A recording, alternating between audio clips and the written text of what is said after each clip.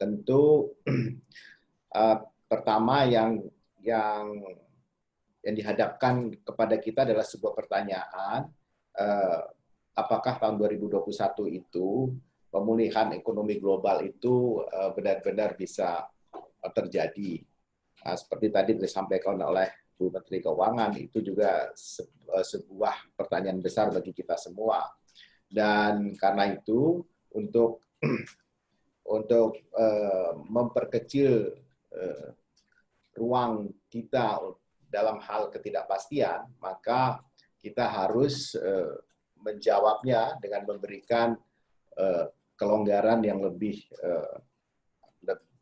efektif di dalam memberikan belanja atau bagaimana belanja pemerintah dalam hal ini, meskipun hanya 14,5% dari GDP, tetapi dia sekarang adalah hampir di seluruh dunia belanja pemerintah itu yang mendorong atau yang sangat diharapkan dalam rangka pemulihan. Dan semua memberikan stimulus fiskal sedemikian rupa yang cukup besar, dan Indonesia termasuk yang di tingkat menengah untuk memberikan memberikan stimulus fiskal terhadap GDP-nya dari sisi belanja pemerintah. Dengan naiknya defisit dari 4,5 menjadi 5,2 atau sekitar 0,7%, maka tentu ada ruang fiskal yang cukup untuk belanja. Tapi tadi setelah sesuai dengan petunjuk Bapak Presiden tadi, angka kenaikan itu tentu akan didesain sedemikian rupa yang dapat memberikan implikasi yang positif terhadap pemulihan ekonomi, utamanya untuk mencegah terjadinya bertambahnya jumlah orang miskin, bertambahnya pengangguran, itu semua akan kita cegah dengan cara seperti itu. Maka desain program yang akan kita lakukan adalah terhadap pekerjaan-pekerjaan atau program-program atau kegiatan-kegiatan prioritas yang bisa memulihkan ekonomi.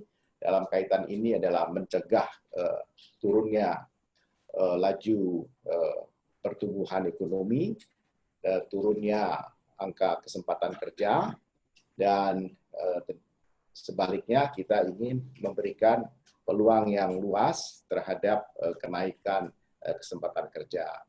Angka pengangguran hari ini cukup lumayan kenaikannya, sekitar 3,7 juta dalam hitungan Bappenas.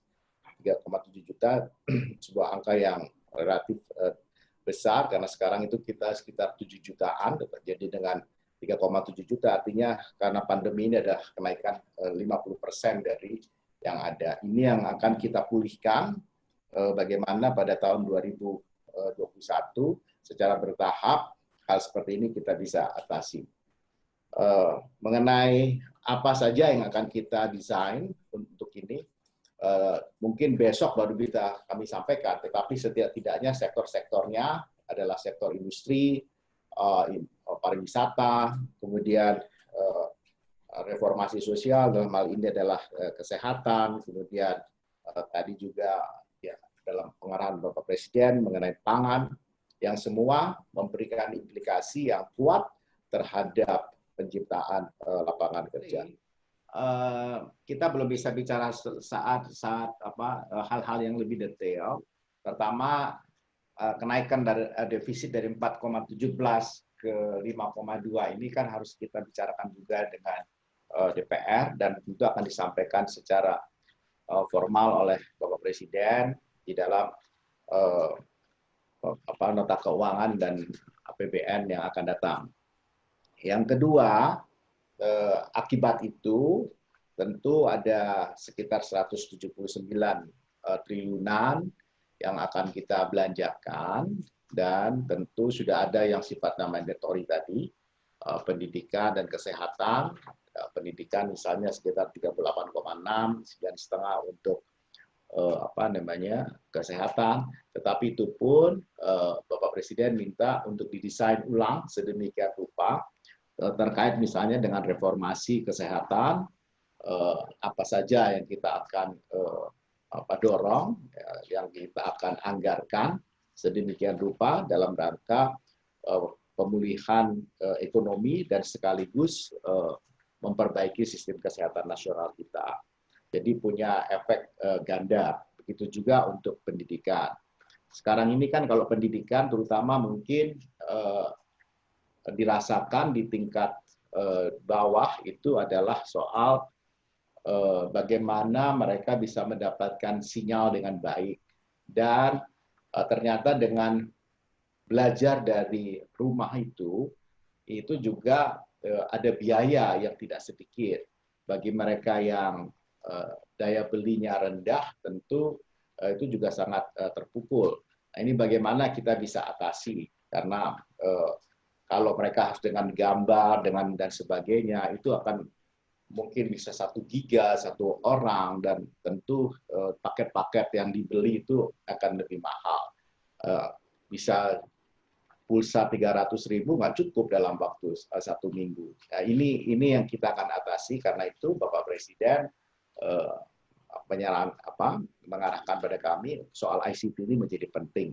Tapi bagaimana caranya, angka-angka itu seperti apa akan kami desain ulang. Jadi sekali lagi ini membutuhkan pendesainan ulang. Tetapi intinya adalah dengan menaikkan defisit ini, di sisi lain memang punya akibat terhadap postur pembiayaan kita dan tentu terhadap stok utang kita.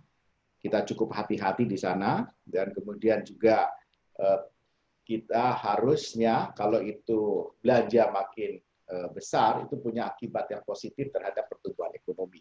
Itu pesannya. Jadi pertumbuhan ekonomi artinya kita bisa menciptakan lapangan kerja. Jadi kalau ada pertambahan setiap 1% dari defisit ini, berapa kira-kira pertumbuhan ekonomi yang kita bisa ampu dan menciptakan lapangan kerja sejumlah berapa orang. Itu yang harus kita desain ulang dalam beberapa hari ke depan ini. Jadi memang kami mohon untuk sabar, seperti Ibu Menteri tadi sampaikan. Terima kasih. Assalamualaikum warahmatullahi wabarakatuh.